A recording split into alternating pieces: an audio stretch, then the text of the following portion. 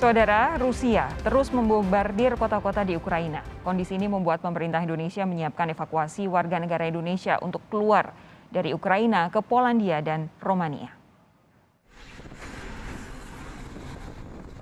Rusia terus melancarkan serangan ke Ukraina dengan target lapangan terbang dan fasilitas bahan bakar.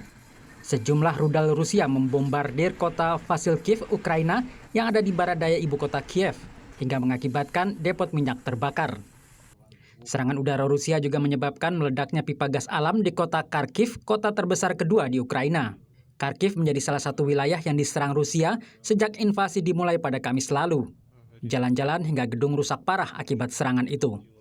Presiden Rusia Vladimir Putin memberikan ucapan selamat pada pasukannya yang berhasil menduduki beberapa kota di Ukraina. Готовы в любых сложнейших условиях действовать максимально эффективно. Sementara itu warga Ukraina terus mengungsi ke sejumlah negara tetangga. Mereka melintasi perbatasan menuju Slovakia untuk menghindari perang. Sedikitnya 150.000 orang telah meninggalkan Ukraina sejak invasi Rusia ke Ukraina dimulai. Presiden Ukraina Volodymyr Zelensky mengatakan siap menjalin negosiasi damai dengan Rusia asalkan tidak digelar di Belarusia. Ia menilai Belarusia menjadi tempat berkumpulnya pasukan Rusia sebelum memulai invasi ke Ukraina.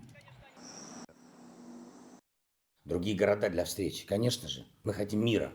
Мы хотим встречаться. Мы хотим окончания войны. Варшава, Братислава, Будапешт, Стамбул, Баку. Это все мы предложили российской стороне.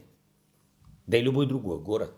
Memanasnya situasi di Ukraina membuat pemerintah Indonesia menyiapkan evakuasi 153 warga negara Indonesia untuk keluar dari Ukraina.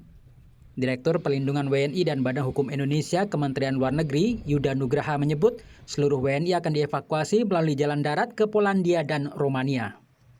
Kemudian kita juga telah menyiapkan pesawat dan juga tim evakuasi sebagai upaya antisipasi ya, ketika nanti para WNI kita sudah bisa direlokasi, ya, bukan hanya di titik-titik safe house, ya, namun juga kita bawa keluar menuju ke Polandia atau ke Romania.